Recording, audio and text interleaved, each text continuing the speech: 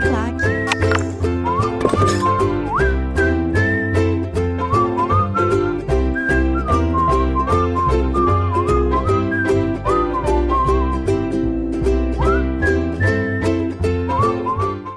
Alô, você, concurseiro de todo o Brasil, é um prazer mais uma vez recebê-lo em nossa companhia. Seja bem-vindo, meu amigo, minha amiga, a este site de sucesso que vai fazer de você mais um dos nossos campeões. Sou o professor Jefferson Fiel, professor de matemática e raciocínio lógico, galera, e na aula de hoje vamos dar a introdução ao estudo da análise combinatória, falando mais especificamente do princípio fundamental da contagem. Beleza? Vem comigo então, galera, vamos dar o pontapé inicial aí ao princípio fundamental da contagem. Bom, o que nós vamos ver nessa aula, galera? Nós vamos definir o que é, para a gente entender o que é o princípio fundamental da contagem, e vamos falar em dois princípios que classificam, que definem o princípio fundamental da contagem. Ele é fundamentado ou no princípio da adição ou no princípio da multiplicação. Em alguns casos, a gente tem até que fazer a junção dos dois, beleza? Então, nós vamos fazer isso, mostrar esses dois princípios, como que nós compreendemos cada um deles e resolver aí alguns exercícios que já foram cobrados aí pelas mais variadas bancas sobre PFC, beleza? Galera, o estudo do princípio fundamental da contagem, ele está inserido dentro do estudo da análise combinatória, tá? Então, a gente começa agora a estudar a análise combinatória. É só um dos itens da análise combinatória. O que é a análise combinatória, professor? É um ramo da matemática que tem o quê? Métodos de contagem. Ela define formas de nós encontrarmos resultados sem necessariamente ter que especificar caso a caso, né? Esse é o objetivo da análise combinatória, de nós, através de métodos específicos, determinarmos a quantidade de possibilidades de um evento ocorrer, sem a necessidade de fazermos passo a passo, um por um, né? Descrevermos todos esses eventos, ok? Uma outra coisa importante é que a análise combinatória, como eu já tinha dito, ela tem formas de encontrar esses valores. E cada forma aí é um indicativo de um assunto específico. Então, nós temos o princípio fundamental da contagem, que é um ramo da análise combinatória, na qual a gente consegue identificar esses números, esses valores de ocorrência de um evento. Nós temos, além do princípio fundamental da contagem, um outro assunto que é o fatorial, que também está dentro da análise combinatória. Nós temos arranjo simples, que é uma outra forma de nós também encontrarmos esses valores, a permutação simples e a combinação, ok? Todos esses assuntos no conjunto fazem parte da análise combinatória. Nós vamos, no decorrer da nossa formação, no decorrer dos cursos, terão aulas específicas de cada um deles. Hoje, falando sobre princípio fundamental da contagem. Mas antes da gente determinar o princípio fundamental da contagem, uma coisa é essencial. Diante de uma questão, diante de uma pergunta, você precisa saber em qual dessas opções que nós temos de cálculo eu vou me enquadrar. No princípio fundamental, na permutação, no arranjo, na combinação, qual deles é o mais viável? Ok? Em qual situação eu vou me enquadrar? Para isso é importante a gente responder 3 perguntas. Então eu quero chamar você para uma reflexão inicial, ok? Primeira coisa, diante de uma pergunta que você deve responder é: quantos elementos estão envolvidos? Eu tenho 2, eu tenho 3, 4, 5, 10, 1000. Quantos elementos estão envolvidos? Tranquilo. Essa pergunta geralmente é a mais simples.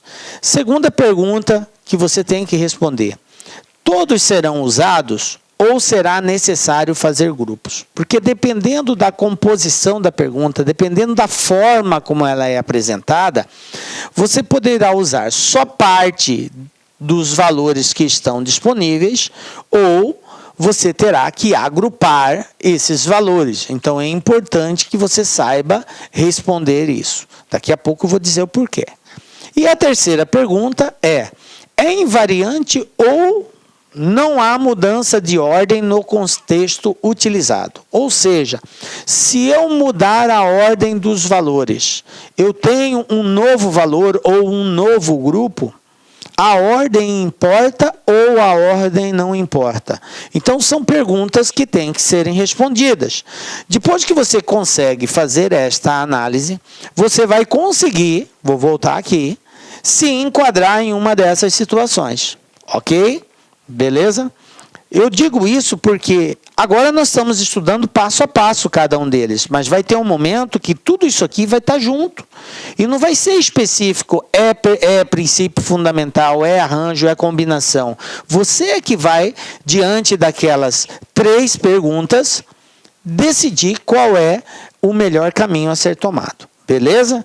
Bom, então vamos começar falando sobre o princípio fundamental da contagem.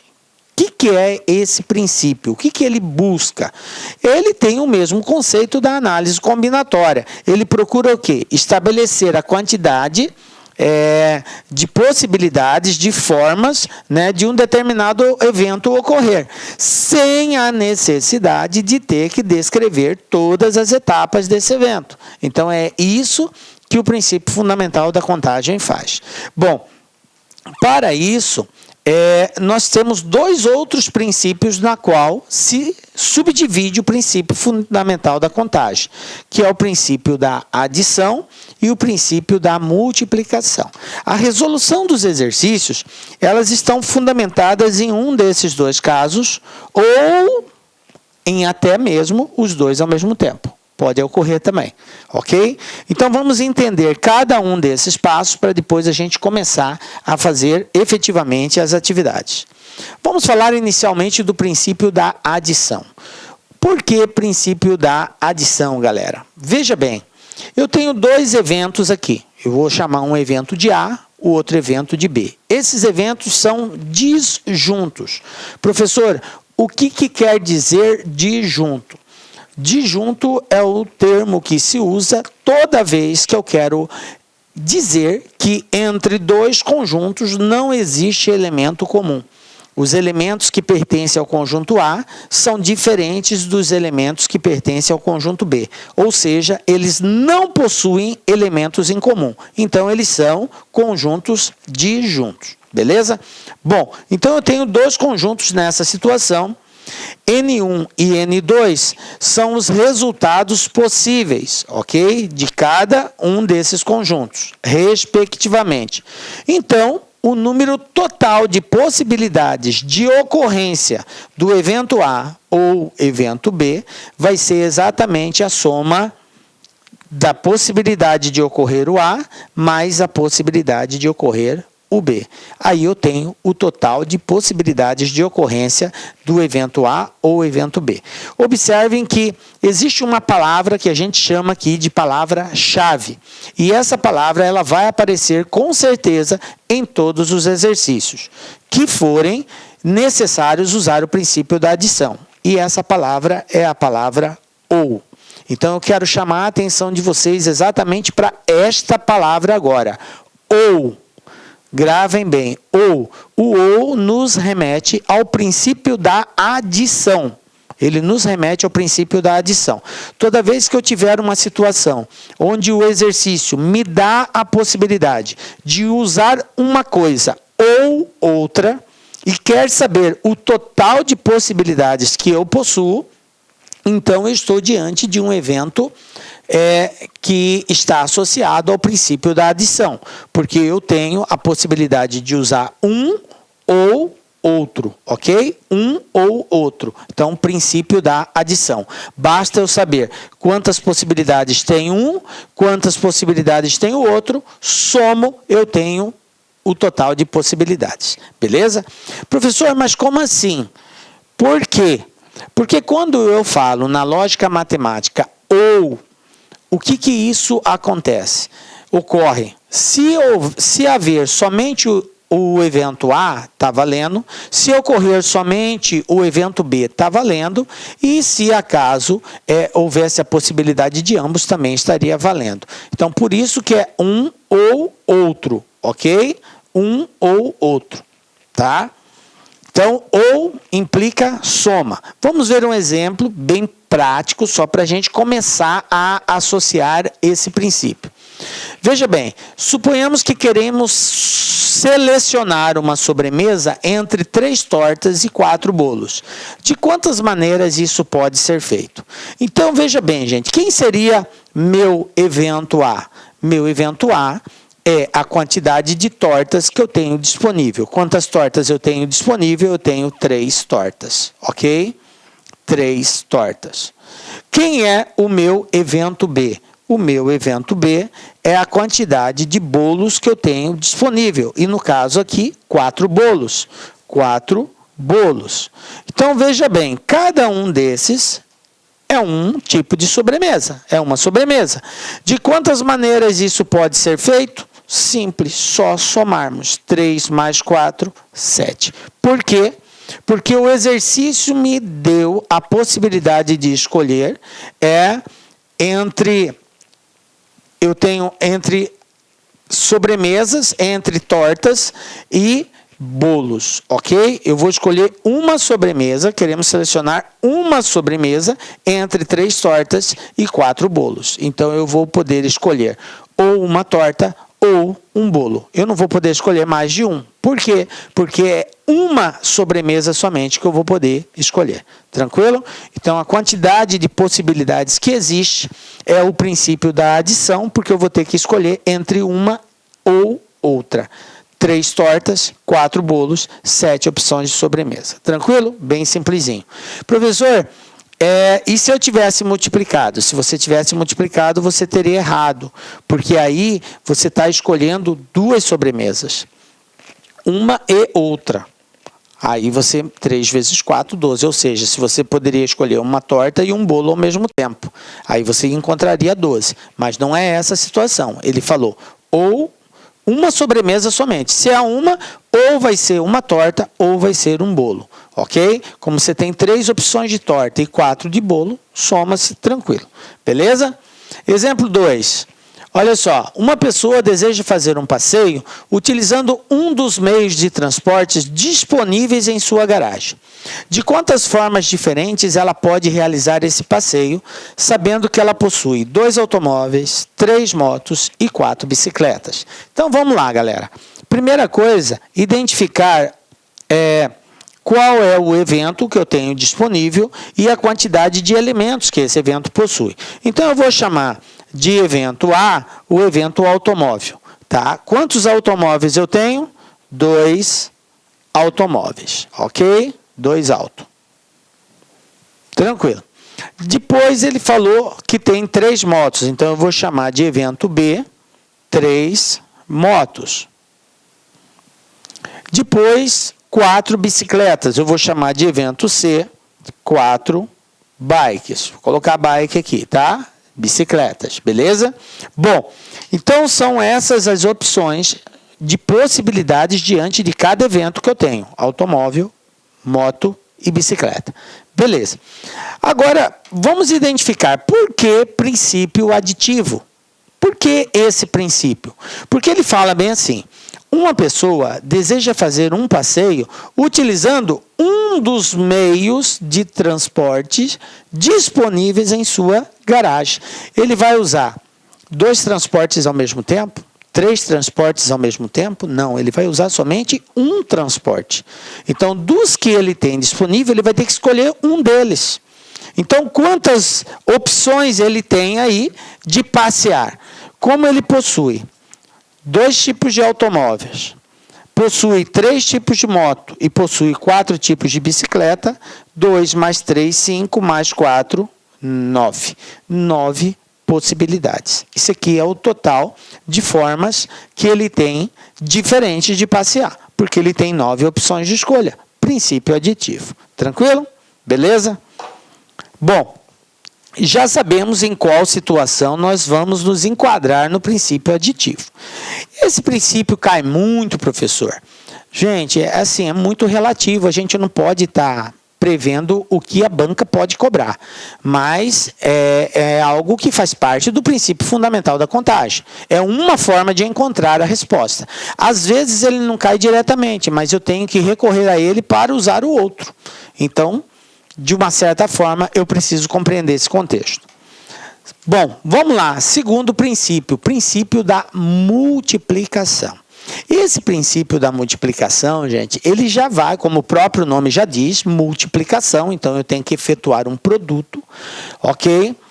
E ele também tem uma palavra-chave que ajuda a identificar, tá? Nesse caso, a palavra-chave é a palavra e, tá? E, uma coisa e outra. Então, é uma ocorrência simultânea. Não é uma exclusão onde pode acontecer um ou pode acontecer só o outro. Nesse caso, existe uma obrigatoriedade de ocorrência dos dois eventos ao mesmo tempo. Ok? Bom, princípio da multiplicação, eu vou ter. Se existe N1, que eu chamei de quê? Resultados possíveis para a ocorrência de um evento. Vamos dizer aí um evento A. E N2, que seria a quantidade de resultados possíveis para um outro evento, que vamos dizer aí, evento B. Então, existe N1 vezes N2, ou seja, a possibilidade do evento 1 vezes a possibilidade de ocorrência do evento 2, resultados possíveis para a sequência de dois eventos, ok? O que está sendo descrito ali? Eu tenho um evento A que tem X possibilidades de ocorrer. Eu tenho um evento B que tem Y possibilidade de ocorrer. Qual a possibilidade de ocorrência dos dois ao mesmo tempo, simultaneamente? Então, eu pego a possibilidade do A, pego a possibilidade do B, no caso X e Y, e efetuo a multiplicação entre eles. X vezes Y, XY, essa é a quantidade de resultados possíveis de ocorrência simultânea de ambos os eventos. Tranquilo? Uma coisa importante para a gente entender é que a pergunta, ela faz referência ao ocorrido no todo. Então, eu tenho a ocorrência individual de um evento, eu tenho a ocorrência individual de outro evento, e eu tenho a ocorrência geral, que envolve os dois eventos. E aí um cuidado que a gente vai ter que tomar aqui no princípio fundamental da contagem, galera, é que às vezes o exercício exclui algumas situações. E eu tenho que estar atento com relação a isso para não cair nas armadilhas, certo? Não que a banca é séria, ela não vai fazer pegadinha. Mas assim, a gente diz armadilhas entre aspas, por quê? Porque são conhecimentos que você precisa ter para não errar de bobeira. Tranquilo? Belezinha? Então, se for uma ocorrência simultânea e ficar caracterizado que o evento em si consiste na concretização dos dois simultaneamente, um e outro, então estou diante do princípio multiplicativo. Beleza, vamos ver um exemplo disso. Um homem possui 3 camisetas e 2 calças. De quantas maneiras diferentes ele pode se vestir, supondo que ele use uma calça e uma camisa? Então, observem o seguinte. É muito importante que você entenda o que é a ocorrência desse evento. Esse evento, para ser concretizado, o que precisa acontecer? Observe que ele quer saber de quantas formas diferentes ele pode se vestir. Mas ele pode se vestir, se caracteriza em quê? Dele usar somente calça? Dele usar somente camiseta? Não. Qual é a forma de se vestir? É usando uma calça e uma camiseta. O homem essa pessoa só está vestida por completo se ela estiver com calça e camiseta. Não pode ser só calça, não pode ser só camiseta. Tem que estar com os dois conjuntamente, ao mesmo tempo. Tranquilo? Então, estou diante de um princípio multiplicativo.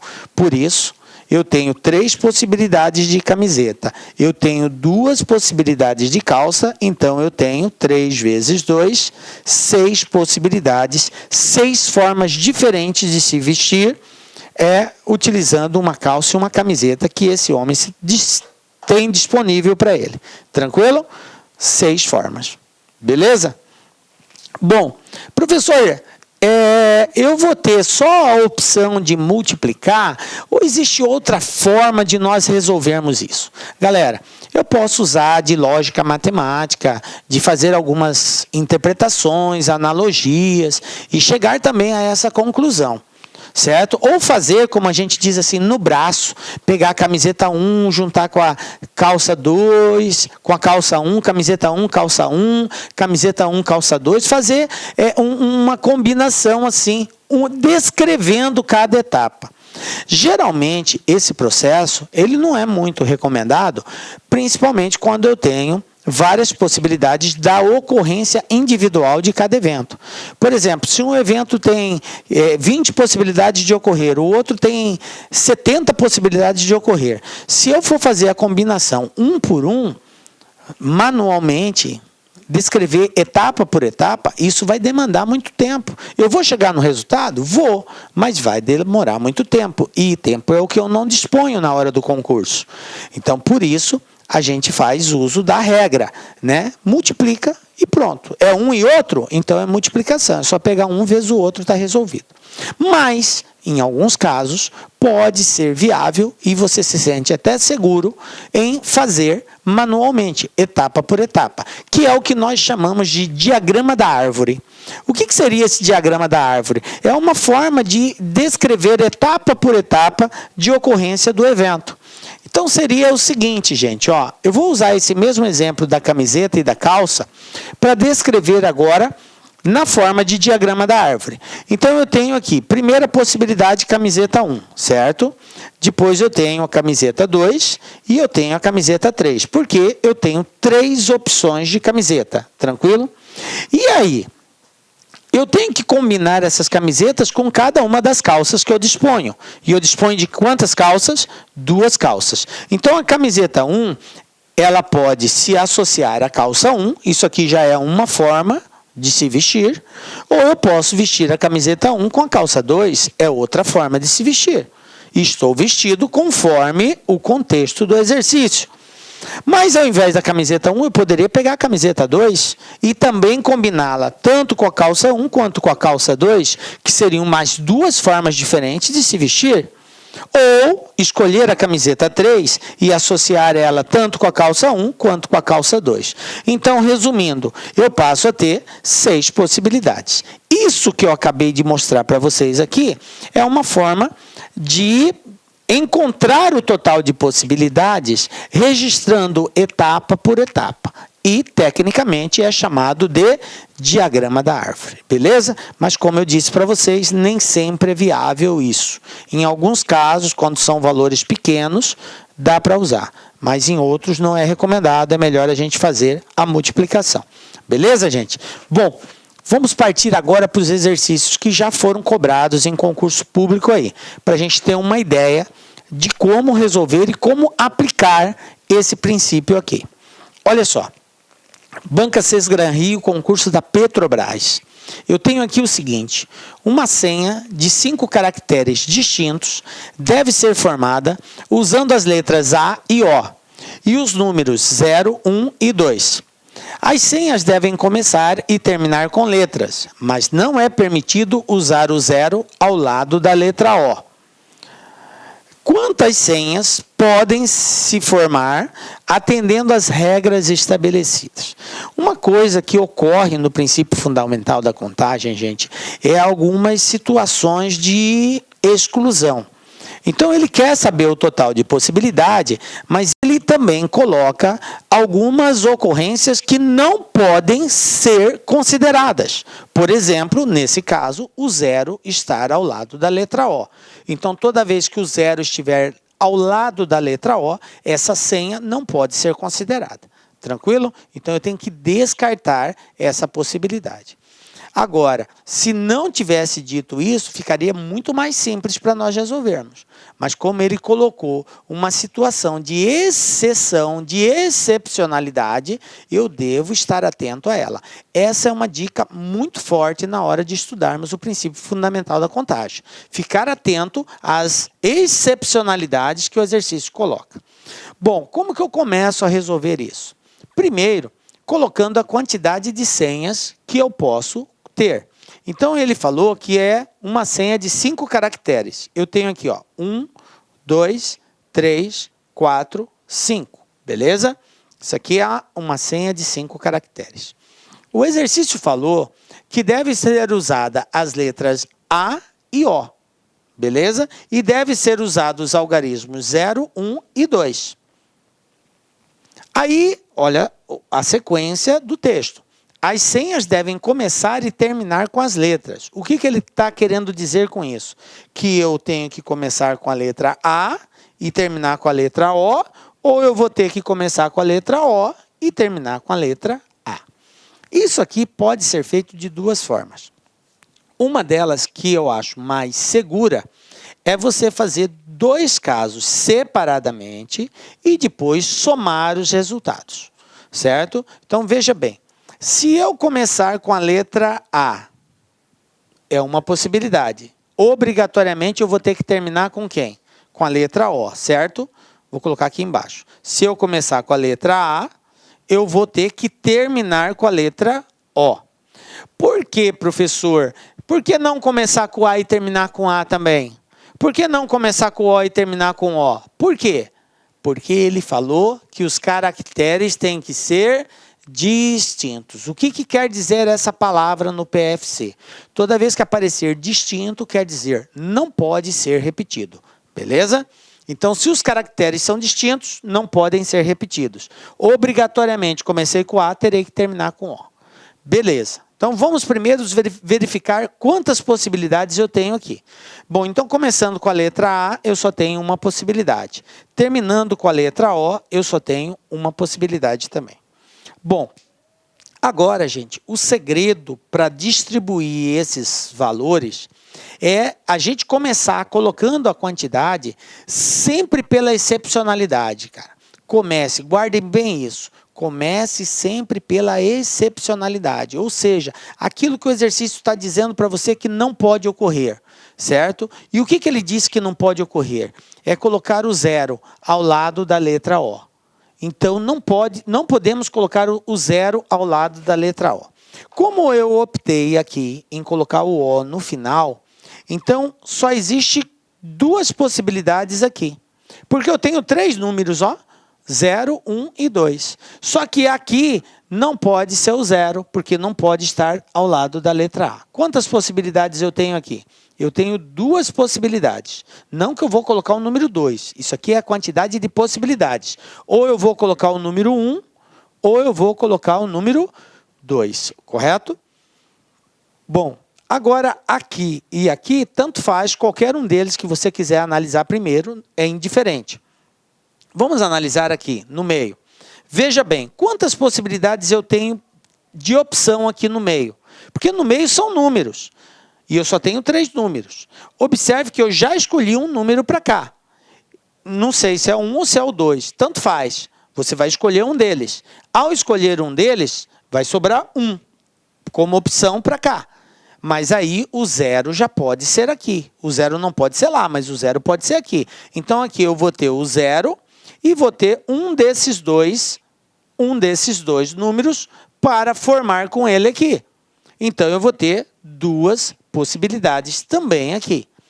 Bom, como eu já escolhi um aqui e tem que ser distinto, então eu não vou poder usar o que eu já usei, então só me resta uma única possibilidade aqui. Porque desses 2 que sobraram, eu vou escolher um e vai sobrar um para cá. Total de possibilidades é o produto disso daqui, tá? Por que produto, professor, e não soma? Porque a senha, ela é caracterizada pela ocorrência simultânea de tudo isso. Eu tenho que ter esses 5 caracteres. É o primeiro, o segundo, o terceiro, o quarto e o quinto, conjuntamente, tá? É assim que é formado a senha. Então, é o princípio multiplicativo.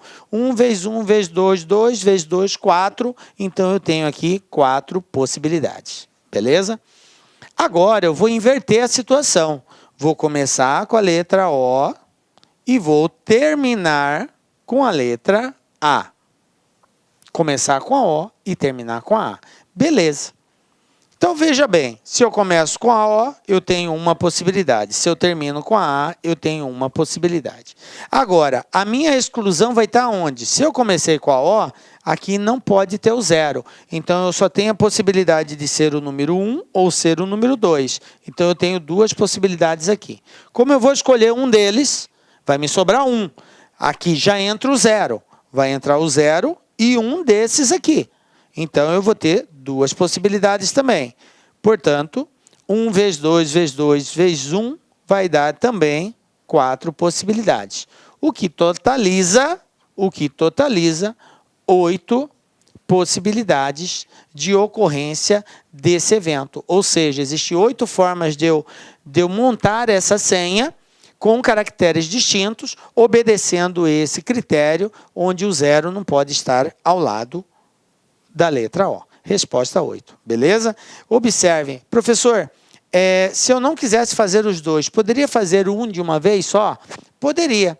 Você poderia pensar e multiplicar por 2, porque invertendo você vê que o resultado é o mesmo. Então, você encontra 1, multiplica por 2, vai chegar na mesma resposta. Eu optei em fazer separado só para você compreender o contexto da exclusão.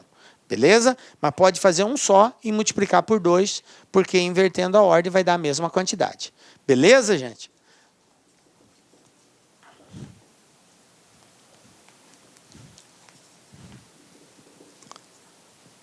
Vamos lá para mais um exemplo? Olha só. Fumark 2018, saiu do forno, ocorreu esse ano essa situação. Usando os algarismos 1, 2, 3, 4 e 5, sem repetir nenhum, quantos números de 5 algarismos maiores que 21 é possível formar? Veja bem, como que eu começo, professor? Primeira coisa, identificando a quantidade de elementos. Esse evento, para ser considerado, para ser completo, ele tem que ser constituído de quê? De um número com 5 algarismos. Quantos números de 5 algarismos? Então, 1, 2, 3, 4, 5. Beleza. Quais são as opções que eu tenho? Os algarismos à disposição é o 1, o 2, o 3, o 4 e o 5. Aí, agora, depois que eu identifiquei isso, eu vou para as excepcionalidades contidas no exercício. O que ele fala? Sem repetir nenhum, ou seja, algarismos distintos. Ele pode dizer direto, como ele falou aqui, sem repetir nenhum, ou poderia simplesmente dizer com algarismos distintos. Quer dizer que eu não posso repetir. Aí, essa é uma exceção, sem repetição. Segunda excepcionalidade é que o número tem que ser maior que 21. Veja bem, gente, um número para que seja maior que 21 mil, ele pode começar com 1? Não pode. Então, a primeira coisa que tenho que me atentar é o seguinte, o número ele é escrito da esquerda para a direita, e como ele tem que ser maior que 21, aqui não pode começar com 1. Então, quantas possibilidades eu tenho? Eu tenho 5, mas como não pode começar com 1, então eu só poderei começar ou com 2, ou com 3, ou com 4, ou com 5. Então, aqui me restam 4 possibilidades. Beleza? Obviamente, eu vou escolher uma delas, certo? E aquele que eu escolhi não vai mais poder ser contado. Então, eu escolhi o 2. Então, sobraram 3 opções. Então, aqui vai ser 3, professor? Não, porque agora o 1 pode participar. Ele não poderia ser contado no primeiro, mas no segundo, sim. Então, aqui eu vou ter também 4 possibilidades. Beleza.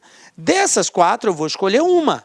Vai sobrar quanto? Vai sobrar 3. Dessas 3, eu vou escolher mais uma e vai me sobrar 2. E aqui eu vou ter somente uma possibilidade. Então, total de possibilidades aqui, 4 vezes 4, 16, vezes 3, 48, vezes 2, 96, portanto, 96 possibilidades. Resposta, letra D. Tranquilo? Fiquem espertos com as excepcionalidades. Eu volto a frisar. Se você não tomar cuidado com isso, erra um exercício desse relativamente simples. Tranquilo? Belezinha? Vamos para mais um aqui. A MAUC 2018 também caiu no concurso esse ano, gente. Olha só. Uma sorveteria oferece em seu buffet 10 sabores distintos de sorvetes. Beleza. Para um cliente que optar pelo sorvete de 3 bolas, o número de possibilidades de escolha de 3 sabores distintos que devem compor seu sorvete é de. Beleza, vamos lá. O que ocorre? Esse aqui é um evento que, para ser caracterizado, para ser completo, tem que ocorrer o quê? É um sorvete que é constituído por 3 bolas. Bola 1, bola 2, bola 3. Eu tenho quantas opções de bola disponível? Eu tenho 10 opções diferentes de sabores. Então, eu tenho 10 sabores para escolher. Beleza. Ele fala assim, para o cliente que optar pelo sorvete de 3 bolas, está aqui as 3 opções. O número de possibilidades de escolha de 3 sabores distintos que devem compor seu sorvete é de. Em outras palavras, ele está querendo saber quantos tipos de sorvete ele pode montar com 3 bolas e sabores diferentes. Com 3 bolas de sabores diferentes. Quantos sorvetes ele vai poder formar? Simples. Quantas opções eu tenho de escolha para a primeira bola? Eu tenho 10 sabores. Então, eu tenho 10 opções de escolha aqui. Quantas opções eu tenho para a segunda bola?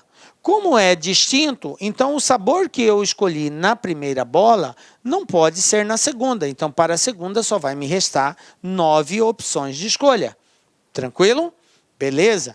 Como são sabores distintos, o sabor que eu escolhi aqui na segunda bola não pode ser repetido na terceira, nem o da primeira e nem o da segunda. Portanto, de 10 tira 2, me restam somente 8 opções para a terceira bola. Conclusão, quantos sorvetes eu consigo montar com essas 10 bolas? 10 vezes 9 vezes 8. 10 vezes 9, 90.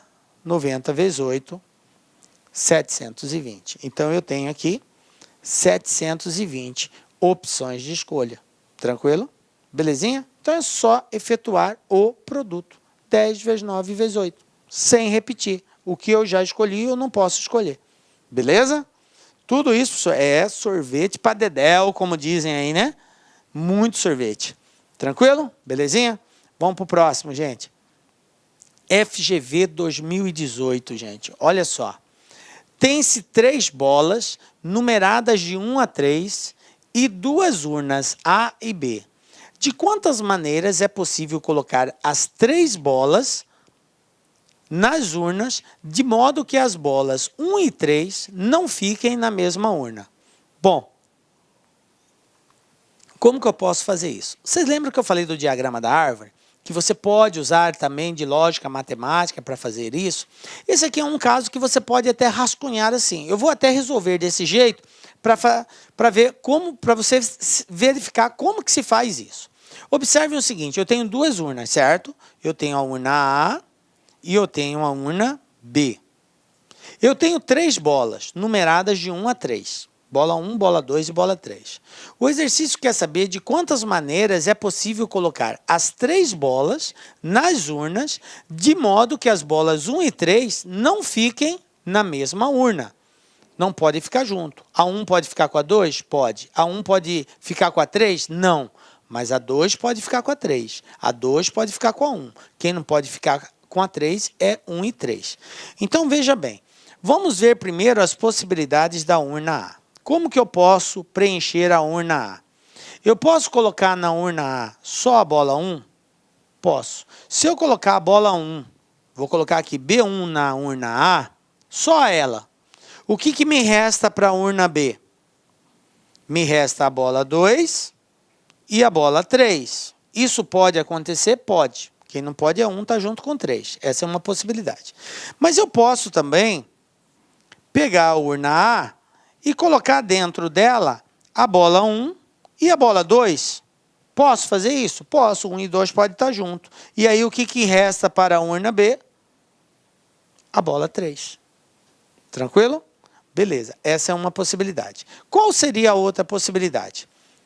Na urna A, ao invés de colocar a bola 1, eu colocar a bola 3 na urna A. Só a bola 3. Só. E o que vai acontecer com a urna B? Vai sobrar a bola 1 e e vai sobrar a bola 2, obviamente, para ela. Então, é uma outra possibilidade de escolha aqui. Mas eu posso também optar em colocar na urna A bola 2 e a bola 3. E o que vai acontecer com a urna B? Só vai me restar a bola 1. Beleza, é uma outra composição que eu posso.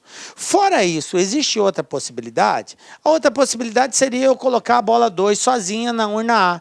Mas isso não vai poder ocorrer, porque aí a 1 e a 3 teriam que ficar juntas. E ele falou aqui, ainda está destacado, não fiquem na mesma urna. Então, conclusão, eu só tenho 4 possibilidades de escolha. Olha só, eu fiz pelo diagrama, fazendo etapa por etapa, eliminando e cheguei no resultado. Mas por que eu pude fazer isso? Porque eu tinha um número de possibilidades em cada evento pequeno. Então, dá para fazer pela análise matemática, pelo diagrama. Caso contrário, não é viável. Casos assim, pode ser feito, você vai com tranquilidade chegar na resposta. Beleza, gente? E mais uma aqui, ó.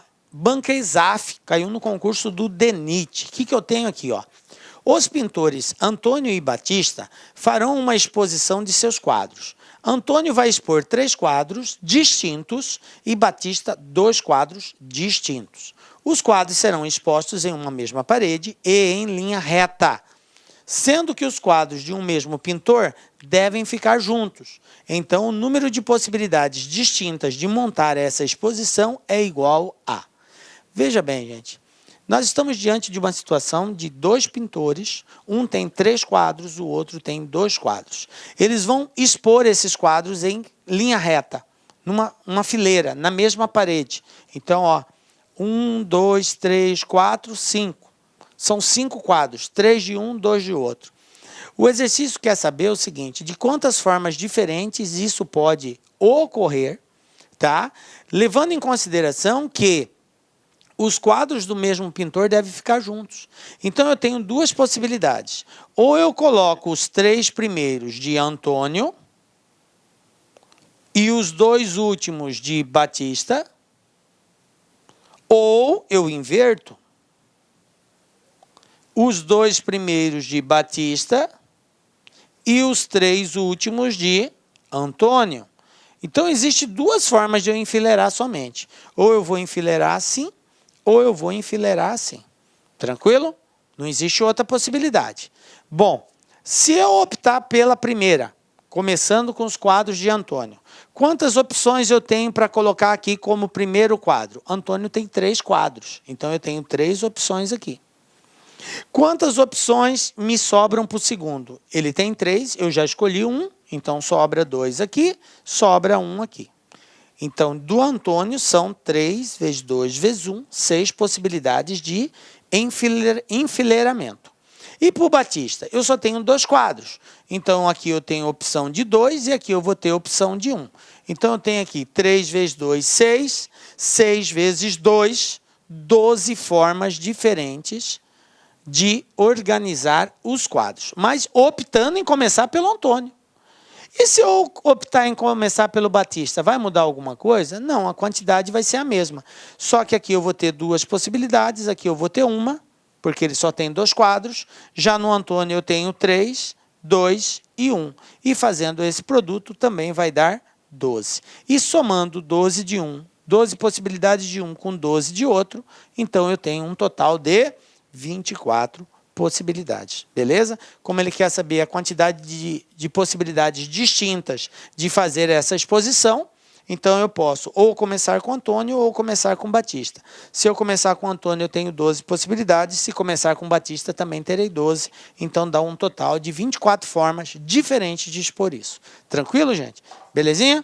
Então é isso aí. Essa é a ideia.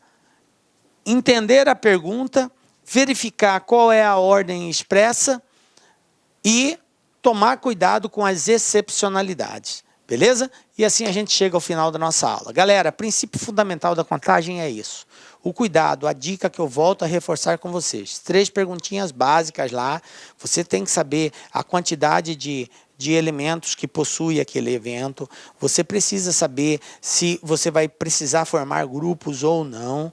E você precisa saber se a ordem importa, se ao inverter a ordem você tem um valor diferente ou não. Ok? São perguntas fundamentais para você começar a resolver. Depois, verificar se a concretização do evento pode ocorrer se acontecer um ou outro, princípio da adição, e se acontecer um e outro, se precisar dos dois simultaneamente, princípio da multiplicação. Tranquilo? Beleza? Bom estudo para vocês. Que Deus continue abençoando e dando força para vocês não desistirem dessa jornada que sabemos não é fácil. Mas é possível porque Deus está contigo. E nos encontramos na próxima aula com a graça de Deus. Um beijo no coração. Tchau, galera. Clique like.